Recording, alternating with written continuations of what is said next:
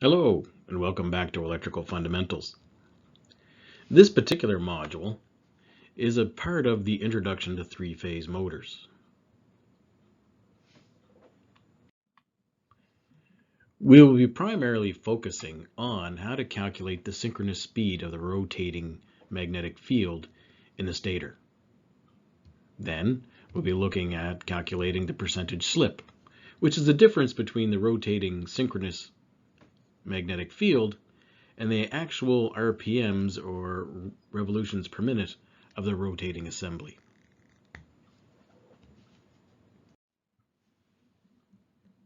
If you're not familiar with three-phase circuits or how the principles apply, then I recommend that you go back and watch the video on three-phase circuits. I'll put a link either below or at the end of this video. What is important to understand at this point is that when it comes to three-phase power, we have three sine waves or three sources coming at us. Each of them are separated by 120 degrees.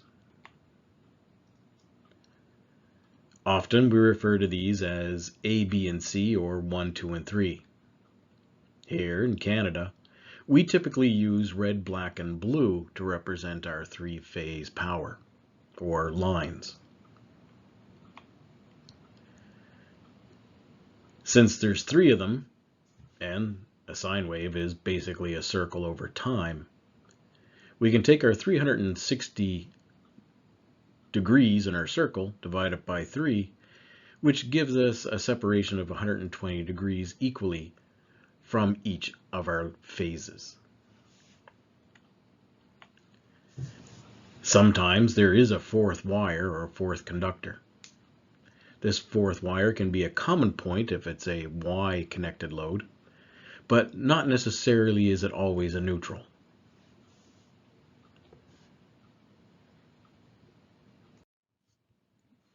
Here in this animation, we've taken a 6-pole three-phase motor and hooked it up to a three-phase power.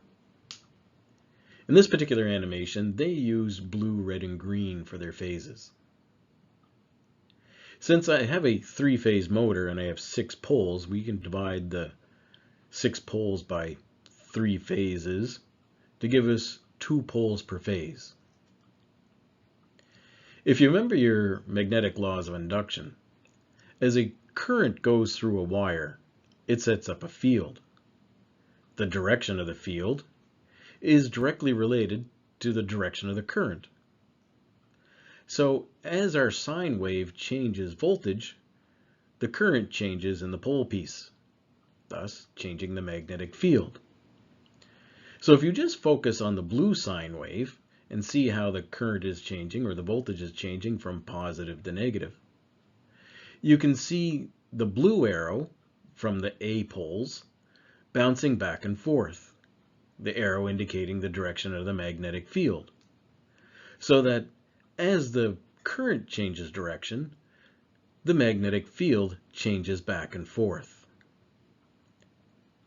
Now if you look at the little diagram of the sine waves, as the blue phase goes positive and then starts to turn to negative, then the red phase is turning positive. And then as the red phase is starting to turn down, the green phase turns positive. And then it alternates polarity altogether. This gives the appearance that the magnetic field is rotating around the stationary stator windings. This is what gives us our synchronous speed. So we have our pole pieces, and now we can see how the alternating current gives us a rotating magnetic field. The speed of this rotating magnetic field is what we call the synchronous speed.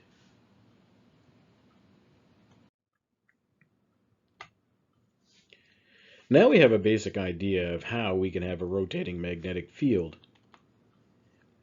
in our stationary assembly, or our stator.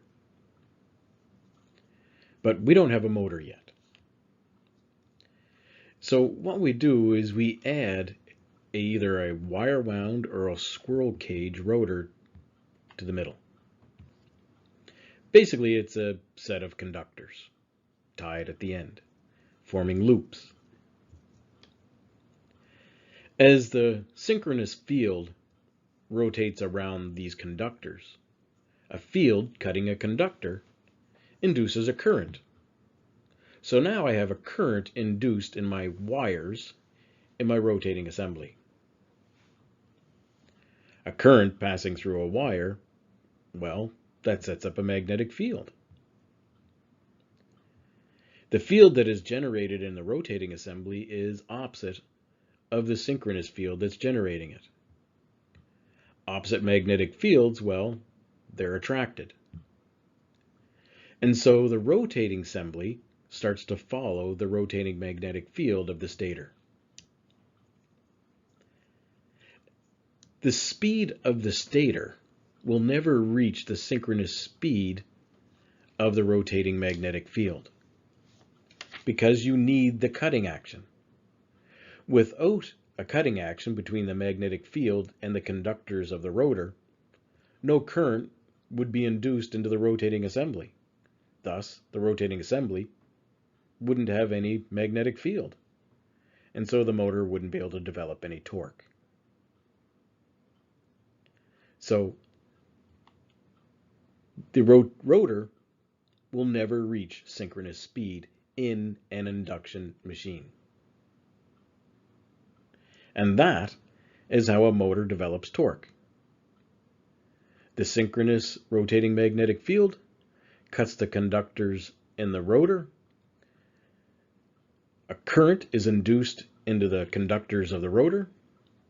The current flowing in the rotor conductors sets up a field, and that field is then attracted to the synchronous rotating field.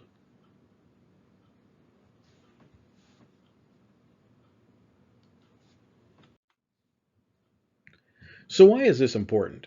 Why do we need to understand the speed of the rotating field? Well, I think that's pretty self-evident. If I'm in a factory and I'm producing something or transporting something, or I want to adjust the speed of something, the motor speed is directly related to how fast the magnetic field is spinning in the stator. And the speed of the rotor, well, that's dependent on the speed of the frequency of the signal coming in feeding the magnetic field. So how do we change the frequency? Well, we use a VFD, or a variable frequency drive. It adjusts the speed of the three-phase signal coming into the motor, thus adjusting the speed of the rotating synchronous magnetic field.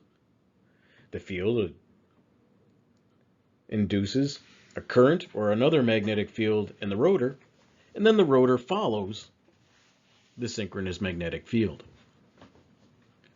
So basically, the faster the sine wave, the faster my motor is going to spin. The slower my sine wave, the slower my motor will spin. Now the PowerFlex model that's pictured here, it has a little rotating dial onto it. So you can actually use the rheostat on the front to adjust the speed if you set those parameters to do so. Or you can have a bunch of preset frequencies, or you can adjust the frequency manually. There's a whole bunch of different ways. More often than not, the VFD is controlled by a PLC. The controller will monitor the system or the process and then adjust the frequency or adjust the VFD to adjust the speed of whatever the process is that I'm trying to control. So knowing how fast you want something to move, well, we can then figure out what is the needed frequency in order to adjust the speed.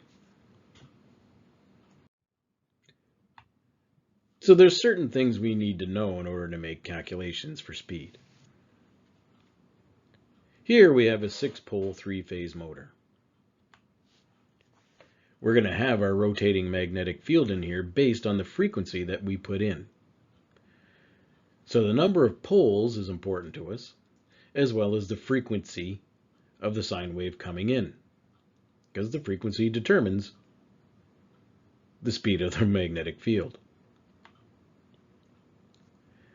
So we can calculate the synchronous speed of the rotating field by the formula S is equal to 120F over, well, pp, where S is the synchronous speed of the rotating magnetic field. F is the frequency of the sine waves, or the power that we're bringing in. P is the poles per phase. How do you calculate the poles per phase? Well, we have a 6-pole motor. It's a 3-phase motor, so we have 3 phases. So we take 6 poles divided by 3 phases. That gives us 2 poles per phase. Again, if you think about your fundamentals of magnetism, every magnet or electromagnet has 2 poles, a north and a south. So it makes sense that in this particular example, I have one set of poles for each of the 3 phases. 2 A's, 2 B's, and 2 C's to give us a total of 6 poles, or 2 poles per phase. A north-south if you wish. So our 6-pole, 3-phase motor, well, it has 2 poles per phase.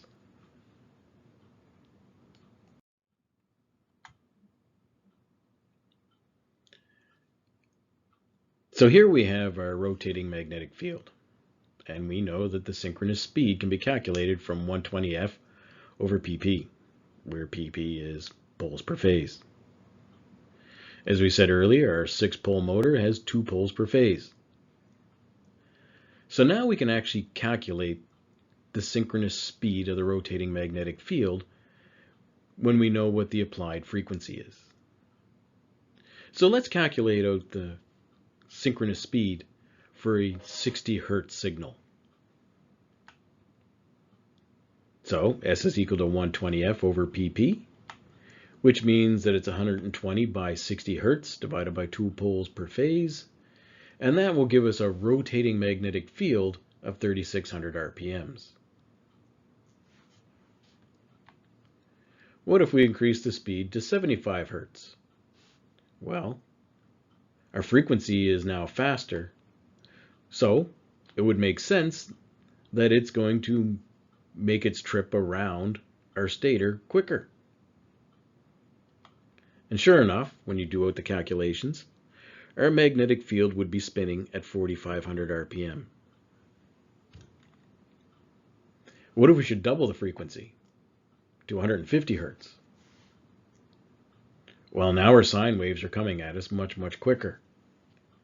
And so the time it takes for those sine waves to go around our stator is much less, which means we end up with a much faster angular velocity or electrical spin of our magnetic field. Now it would be going at 9,000 RPM.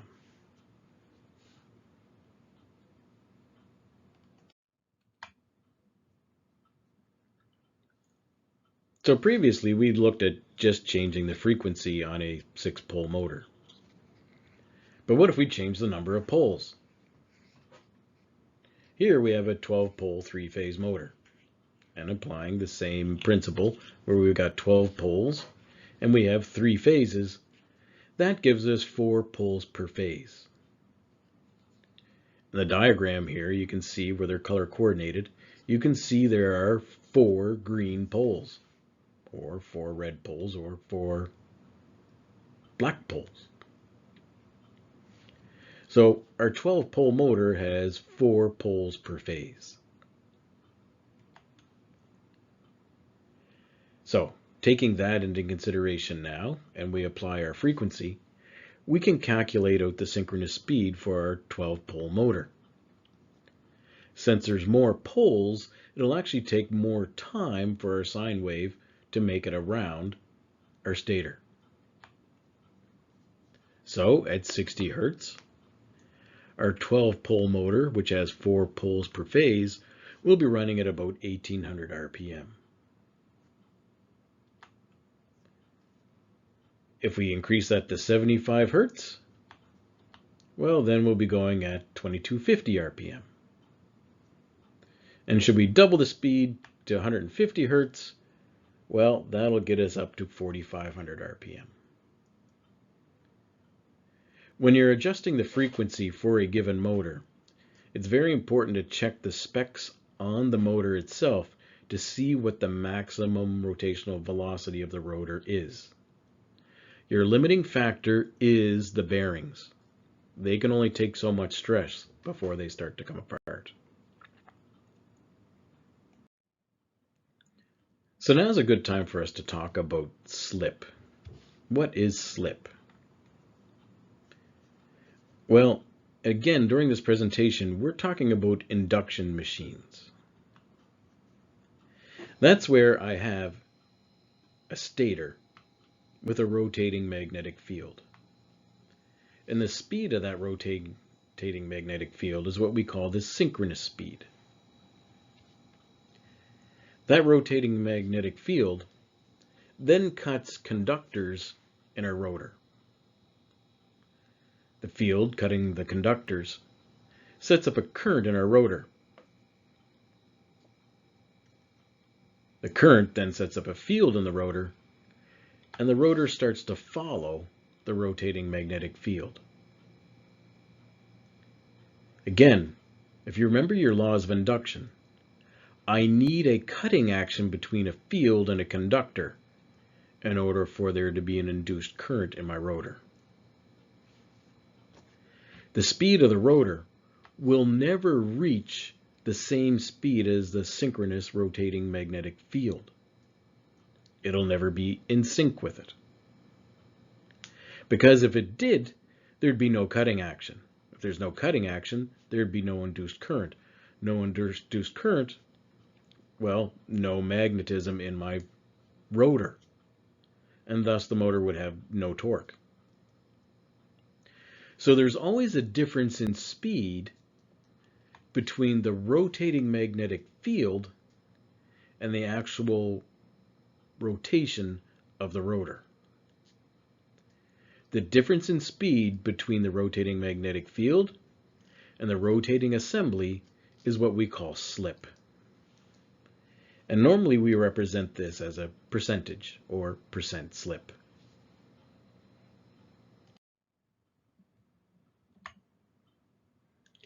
So now that we understand the relationship between the synchronous speed of the rotating magnetic field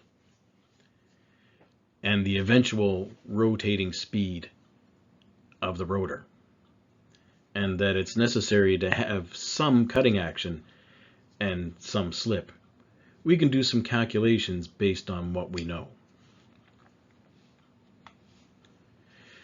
You can use a tachometer to actually measure the rotating speed of the rotor.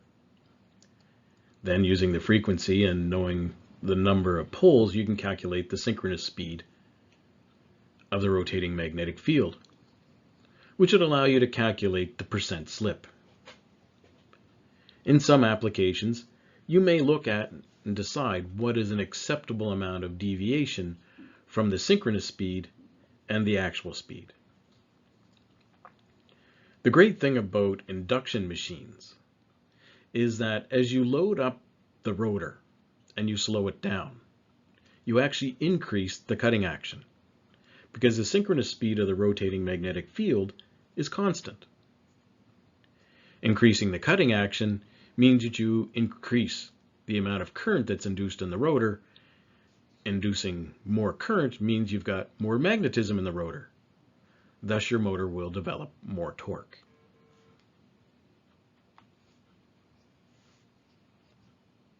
If you actually know what percent slip you will allow or are okay with, and you know what the synchronous speed is of the rotating magnetic field, you can actually calculate out what would be the actual RPMs of the rotating assembly.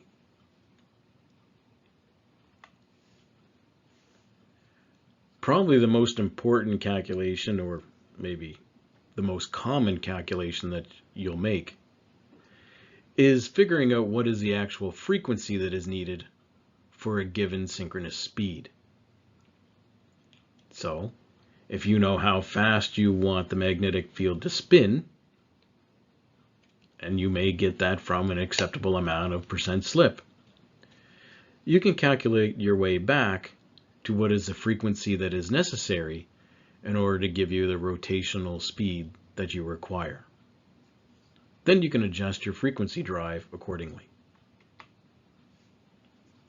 So again, S is equal to your synchronous speed, F is your frequency, pp's is your poles per phase, and then here, RPMs is the actual rotor speed or revolutions per minute of the rotating assembly.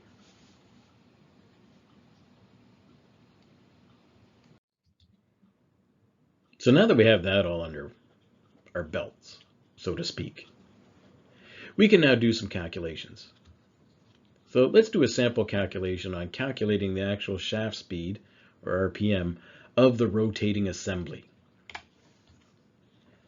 Let's start off with our 6-pole 3-phase motor, and let's say for this example that it's okay for us to have a 5% slip, which could be considered quite a bit of slip. So the first thing we need is the synchronous speed of the rotating magnetic field in the stator. And we did this calculation out earlier and found it to be 3,600 RPM. So the rotating magnetic field in the stator is running at 3,600 revolutions per minute. Now, if we want to calculate the speed of the rotating assembly, we have to take into consideration the 5% slip. That means the rotor will be spinning 5% slower than the synchronous speed of the magnetic field. So you could look at it like this. The magnetic field is spinning at 3,600. The actual shaft of the rotor will be spinning 95% the speed of the synchronous field. So 100 take away 5 gives us our 95%. So the RPMs, or the rotational speed of the rotor, will actually be 3,420. Did you catch that? Let's do one more example. Let's look at our 12-pole 3-phase motor, which has a 3.5% slip. So applying a 60 Hz frequency into our 12-pole motor means that the synchronous speed of the magnetic field will be 1,800 RPM. Now, our shaft will be running 3.5% slower, or 96.5% of our 1,800 RPM synchronous speed, which leaves us with a rotational speed of 1,737 RPMs of the shaft of the rotor. So our motor will actually be spinning at 1,737 RPMs.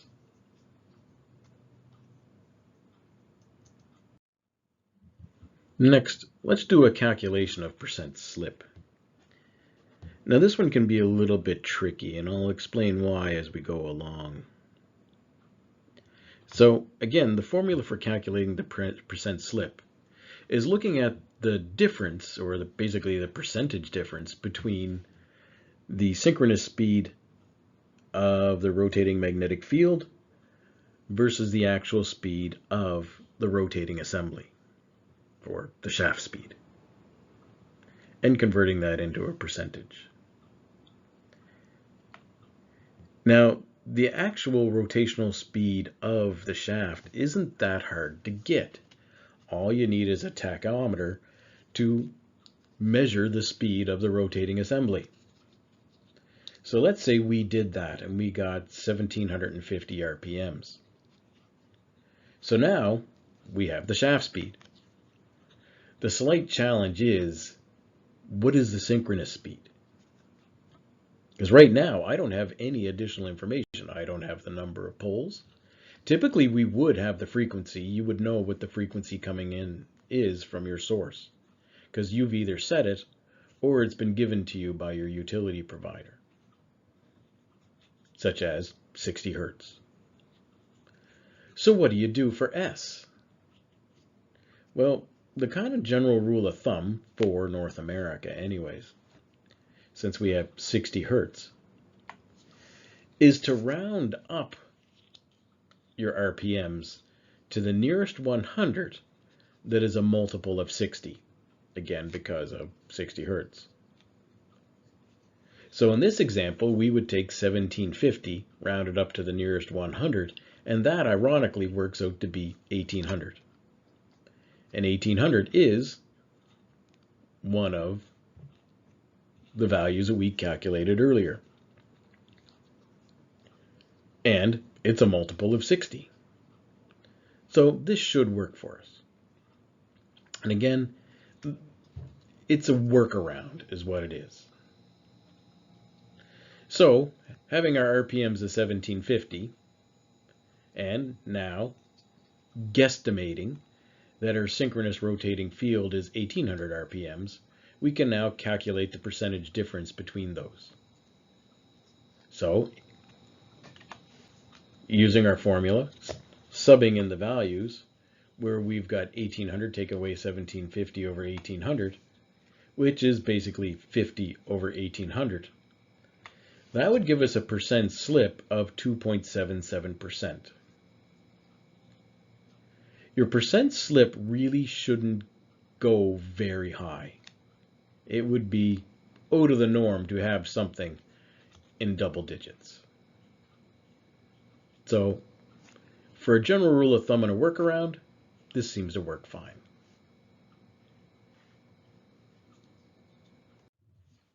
All right, so now for one of the more common calculations, and that would be calculating frequency. So here I've got a little drive. The drive's spitting out some sine waves, three-phase signal to our motor, and our motor's controlling our process. Whatever that process is, it doesn't really matter what it is. It's something. So for the most part, when we're calculating out the speed of whatever it is that we're controlling, we don't really care much about the percent slip. For a lot of applications, as long as we're close, in the ballpark of that speed, then that's good enough. Do I want it to be slow? Do I want it to be medium? Do I want it to be medium fast? Or do I want it to be fast? A lot of times that's good enough. The difference between 3600 RPM and 3550 or 3450 is quite negligible. So when you're talking a 3 to 7% slip, for a lot of processes, that little difference in speed is really not that important. So as long as you sort of have the synchronous speed of the rotational field, then you have a really good ballpark of how fast something's going to be traveling or moving. So that's why this sort of becomes the most common calculation. So what is the frequency my drive needs to spit out in order for my motor to spin at a certain speed? Well, I need to know a couple things. One, I need to know how fast do I want to go. The other thing I need to know is, well, how many poles is my motor? And if it's an inverter rated motor, that's probably stamped on the nameplate. It'll tell me how many poles are in there. It'll also tell me what the maximum speed is for the motor. And that is usually a limiting factor of the bearings or the construction of the device itself. What is the quality of the device? So always be careful if you're adjusting the speed or you're cranking up past its rated nominal speed. then you want to know what is its maximum speed, either from the spec sheet or if it's a, depending on the motor, might be stamped on the nameplate. So we've got our process, and let's say that we want it to go 2400 RPM.